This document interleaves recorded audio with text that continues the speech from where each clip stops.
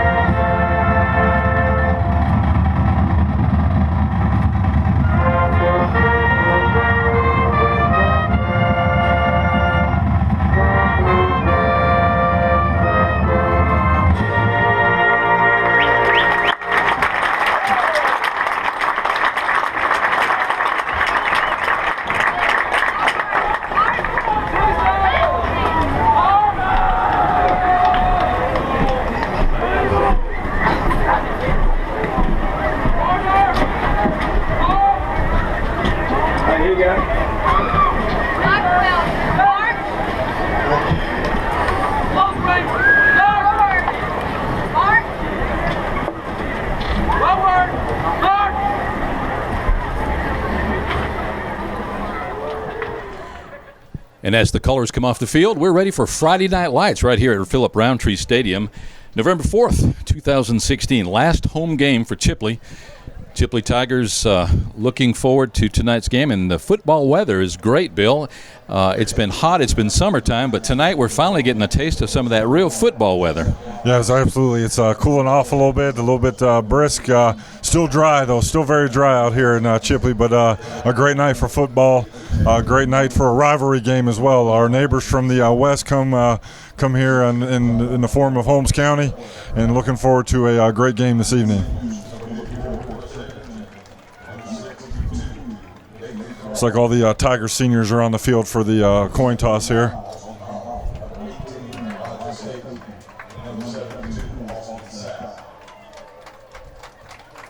Broadcast tonight is courtesy of Florida Panhandle Technical College. Over 40 degree and certification programs right here in downtown Chipley on the campus of Florida Panhandle Technical College. You can listen to the rebroadcast of tonight's game at fptcradio.com. Online all week long this following week after this game. This being the last home game, Bill, and then how do you think Chipley stacks up against Holmes County this year?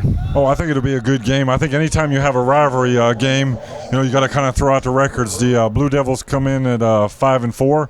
They've won 5 and lost 4. Chipley's 3-6 after last week's win at Liberty County, which also made us playoff eligible, which is a great news story for first-year coach Blake Wilson there. The Tiger season does not end tonight, but our team from Holmes County here, this is it for them because they did not qualify for the playoffs.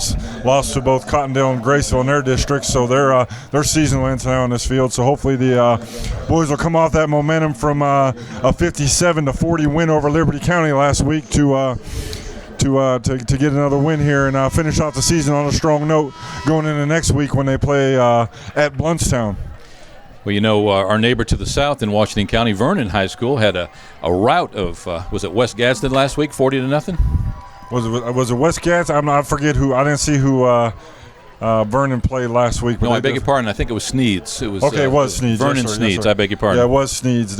They beat up on the Sneeds Pirates. They were pretty good. I think they're closing out tonight against Bluntstown in their senior night, if I'm not mistaken. So that's a tough one to bring in for your senior night. I'll tell you, we went and saw Bluntstown play in that three-way playoff that they had to do over there in District 3, and they looked every bit the part of a state playoff-bound team. Well, it's tough with Chipley having their senior night at the same night as Vernon. For those in Washington County that want to support both teams, you have to make a choice. Yeah, you have to make a decision. It's just the way the schedule breaks out every once in a while. It seems like the scheduling fell that way this year. So, but I tell you, we played last year at Holmes County, and I'll tell you, it was some kind of game out there, some kind of atmosphere. That thing went down to a 4th down and about 12 to go for the Blue Devils there, and Chipley stopped them. So hopefully we'll be able to pick up here and score some early and get these Holmes County Blue Devils down a little bit. Looks like Chipley's going to go ahead and receive the opening kickoff here.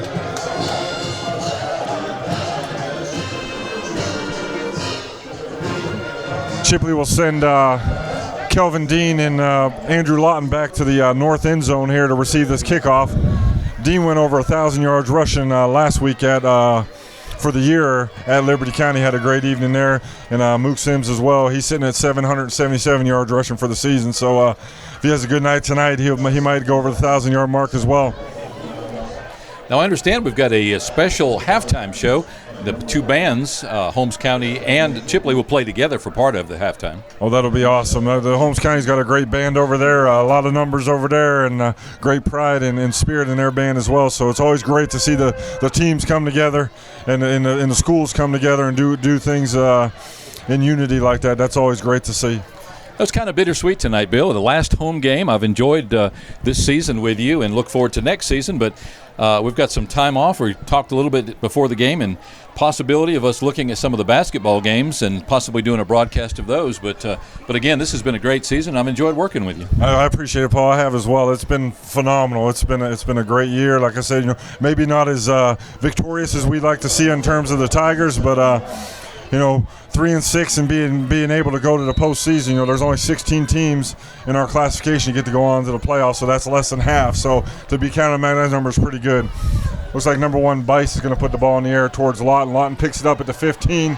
He's got some blockers up to the 20, to the 30, 35, down at about the 39-yard line. Andrew Lawton with a good return there on the opening kickoff. Number 40, Michael Holmes on the stop there for the Blue Devils. So that'll bring up 1st and 10 for the Tigers, moving from north to south here at the 39-yard line. Well, partially I would imagine because of the rivalry between Bonifay and Chipley, but also because of senior night. The stands are literally packed tonight, Bill, both sides of the field. Yeah, there is definitely a crowd on both sides, and there's even folks down along the south fence there. So great to see good numbers out here. I assume probably some more will come in as well, as Malloy gets the handoff up the middle on the first play from scrimmage. Gains about 5 yards out to the 44. Number 40, Michael Hull on the stop for the Blue Devils. Yeah, great crowd out here tonight. Great atmosphere. Can't ask for much more. What would you call that color of the Holmes County team? That's an odd color. Oh, boy. I might call that maybe like almost a khaki. Almost like a khaki light mustard, maybe. Maybe like a gold. Like a real rich gold.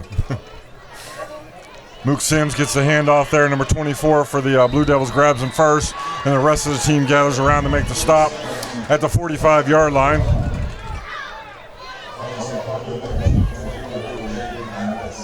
Jaden Mathis on the stop there for the Blue Devils. So that'll bring up 3rd down and about 4 for the Tigers. Yeah, I guess we'd call that gold. Chipley's got a really rich kind of a brighter gold there, but I guess if Holmes County's colors were blue and gold, we call that a gold as well. Good to see some of the players wearing pink. Tonight is a pink out game as well. So good to see that. Looks like Rao's going to try Sims again. Sims got a block in front of him. He's going to get to the 50 and then on to the 47 or so. I think I count about 4 people that weren't in there on that pile for the both teams there. There's about only 4 players total that weren't a part of that pile, so that was about a 18-man pile up moving down the left side of the sideline there. But enough for a first down for Sims, keeping his feet moving and getting the ball out to the 47-yard line of the Blue Devils. Well, Sims hanging on to 71's jersey there and letting him carry him through that traffic jam. Grant Smeltzer out there leading, blocking, and Sims just followed him on through there. So it's good piece of running, good piece of blocking there by the sophomore. Sims' number will be called again. He'll go off the right side there and get it inside the 45 down to the 44. Wrapped up by number 13. Shaq for the Blue Devils there will bring up second down and manageable. Looks like they gave him about a 3-yard gain there. Senior quarterback Grant Rao comes over to his coach to see what they want. Heavy dose of running so far for the Tigers. Malloy on the first play, and then 4 straight for Sims for good yardage gains down there towards the Blue Devil goal line. Quarterback Grant Rao in center. Snap, turns, hands the ball to Sims. Sims off the right side. Number 16, Jonathan Malloy out there out front blocking for him. Looks like number 44, number 78 for the Ty English. Number 78 for the Blue Devils there on the stop. Will bring up third down and about 4 or 5 again.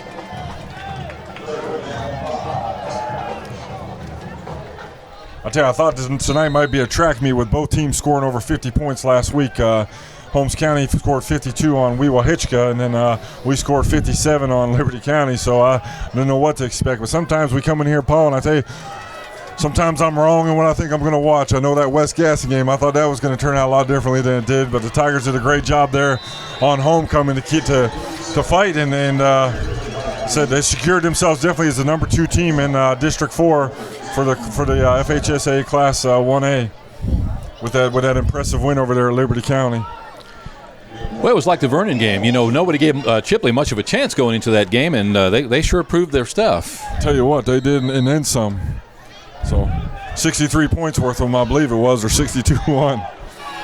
So the Tigers are going to try for it here on 4th down with about 3 to go from the Blue Devils 40. Rao's going to snap, turn, hands the ball to Sims. He's got enough room there. It looks like he's going to have a first down. Good job blocking there by number 71, Grant Smeltzer. Number 66, Dylan Williams, was over there as well. Shaq on the stop again for the Blue Devils. So that's enough to move the chains down to the 35-yard line for the Tigers. 1st and 10 to go from the 35. 8 minutes and 10 seconds left to go here in the first quarter. Quarterback Grant Rye has 2 tight ends to his right, 1 to his left. Snap, he turns, hands the ball to Sims. Sims going to be met in the backfield by number 2 for a 1-yard loss. Looks like there's a penalty flag coming in. That's first penalty of the game here. Came from the backside there. We'll see what the officials have there. Number 2, Green, was quick to get in the backfield there and bring Sims down. Looks like they're going to call a hold on the Tigers. So that'll bring us back about 10 yards. Looks like Sims going to check out and bring in number 4, Kelvin Dean, who himself is a 1,000-yard rusher this year. 1,070 yards of rushing for Dean this year.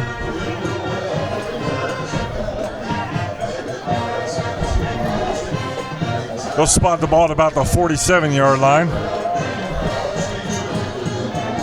That'll make a first down and about 22 to go for the Tigers, moving from north to south here at Philip Roundtree Stadium.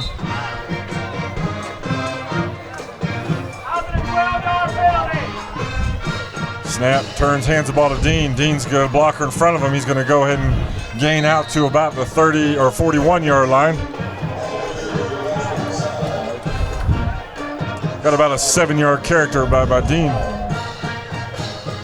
Number 10, Ray Powell on the stop for the Blue Devils there. Looks like number 1 for the Blue Devils, Justin Bice there. Seems like he's lining up about 20, 25 yards off the line of scrimmage. I'm not sure if they've not seen any film on the Tigers, and we don't really pass the ball that much, but I guess he's maybe trying to get a run to start up to the line of scrimmage there.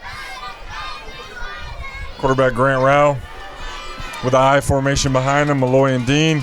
Turns, hands the ball to Dean. Dean's going to bounce to the outside. He's got the corner to make. Stiff arms and gets brought down at about the 35-yard line. Number 14, Brock Harris, first there for the Blue Devils. Dean gets it back to the original line of scrimmage, maybe a little bit more. Make it 3rd down and 9 for the Tigers from the 34. 6:50 to go here in the first quarter.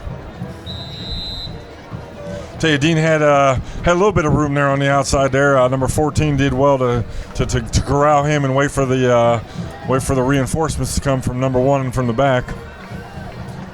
Dean in the I formation behind Malloy.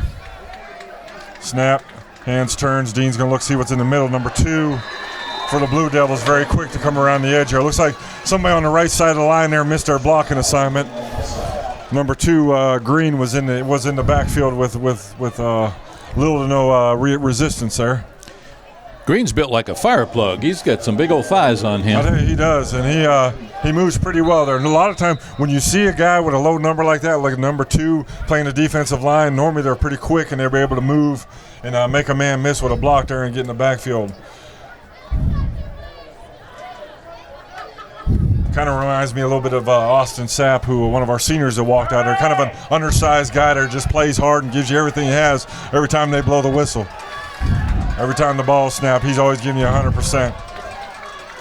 Rao's going to bootleg out to the right. Looks like he's got some room there to get the edge, and he's going to go around the corner and get a first down inside the 25-yard line. So, tell you, the Blue Devils defense was not ready for that. They faked it to the left side there, and Grant took off on a bootleg there and got to the edge there and outran 2 Blue Devil defenders to get past the line of gain. So that'll bring us to the water break here with the Chipley Tigers having the ball. 1st and 10 to go on the Blue Devils 23. Hey, Paul, looks like there's still cars pulling up here, so we might not see what all we got here. Looks like the parking lot's pretty well full as well.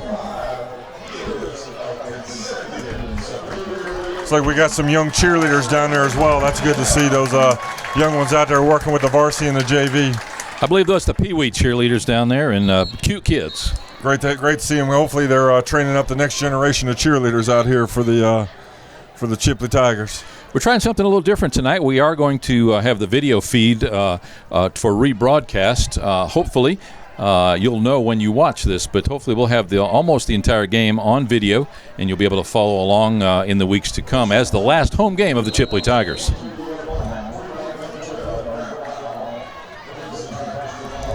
All right, so out of the water break here, the Tigers got the ball 1st and 10 to go from the 23-yard line.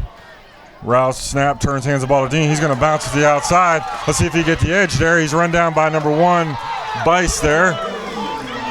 Just outside the 10-yard line there. Might just be enough for a first down, Tigers. It's like it'll be 1st down and 10 to go from the 11. Good job of Dean getting to the edge there.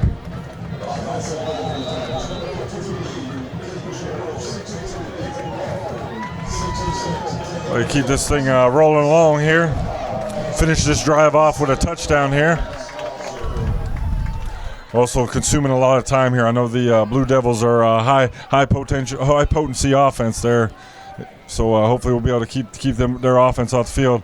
Rouse snap, turns, hands the ball to Dean. Dean jumps up in the middle of the line there, where he's met with resistance from number 40 and number 13 for the Blue Devils. 13 is Shaq for the Blue Devils.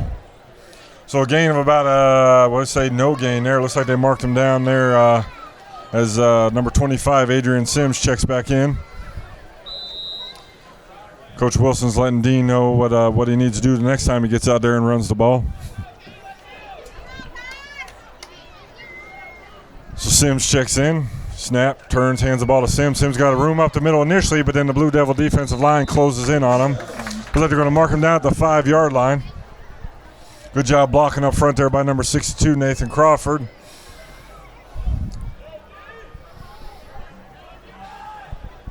Number 75, Austin Hawley there. 3rd down and about 3 or 4 to go for the Tigers from the 5-yard line. Sims in the eye behind Malloy. Mason Cook, tight end to the right.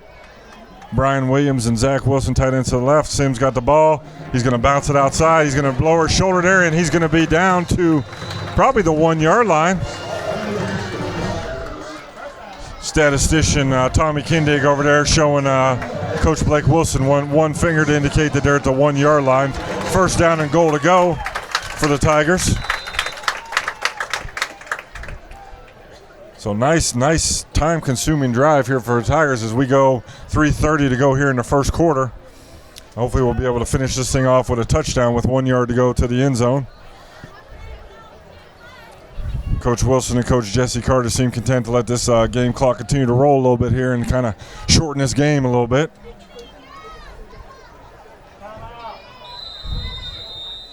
Looks like Chipley's going to go ahead and elect to call a timeout as the game clock was getting ready to run down there. I saw the official in the back there indicate that there was 10 seconds to go, and Coach didn't think he'd get his guys up there to line in time. So good almost 9 minute time consuming drive here for the Tigers to open up this game. Heavy dose of running. They haven't attempted a pass yet. I'd be nice time right now, Paul, to run kind of like a play-action bootleg off to the side there and maybe catch one of those tight ends in the end zone there for a score. But I don't know if I'm on the 1 yard line. I got number 25, Mook Sims, behind me.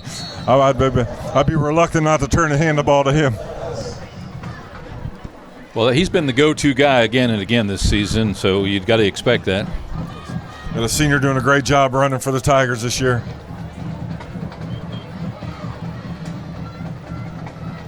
Looks like the teams have retaken the field here.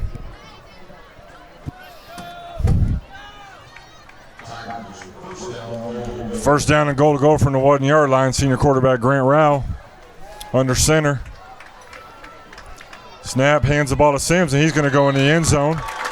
Behind a beautiful knockout block by number 16, Jonathan Malloy. As the Glitter guys have chosen pink as their color for this evening. Great to see them back in action. They took a couple weeks off there with some other festivities going on there, but it's great to see the Glitter guys back for the pink out game. So we'll see if we can have success here with the point after touchdown. Senior kicker Grant Rao, Jonathan Malloy will snap it back to Brandon Gainey. We'll see if we can't put a point on the board here. Snaps back, holds down, kicks up, and it's not the prettiest flying kick you'll ever see, but it met the intent there and ended up in the between the in the net and between the sticks. So that'll go down as a point for the Tigers as the kickoff team gets ready to take the field here. A goal is a goal. We'll take it either way. Exactly, it's a point. It doesn't matter how it flies. You don't get style points here for that. It's going to be if it flies through the sticks there and the official sees it, they're going to call it one. So I tell you, that's where we struggled against West Gadsden. That game ended up being 21-20, and the difference in that was the extra point. So Grant Rao previously made 7 out of 7 against Franklin County, or 9 out of 9 or something. He was the special teams player of the week for that. But then he got things back on track against Liberty County last week. So I know he spent a lot of time out there on the practice field working on it. I would imagine he's had some encouragement about getting out there on that practice field.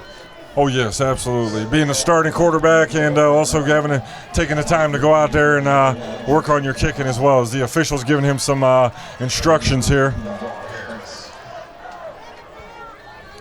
I'm not sure. I've never seen that before. I've never seen an official give a I don't know if it was a pep talk or if it was I don't know what that was, but he was talking around for every bit of 20 or 30 seconds there as ventures of kicking continue here. Hopefully, I think Rao's going to aim this thing down towards the sideline maybe, or he may try so that ball's live, and it looks like number 4 in a second effort there for the Silas Drummond picks the ball up there at about the 35-yard line.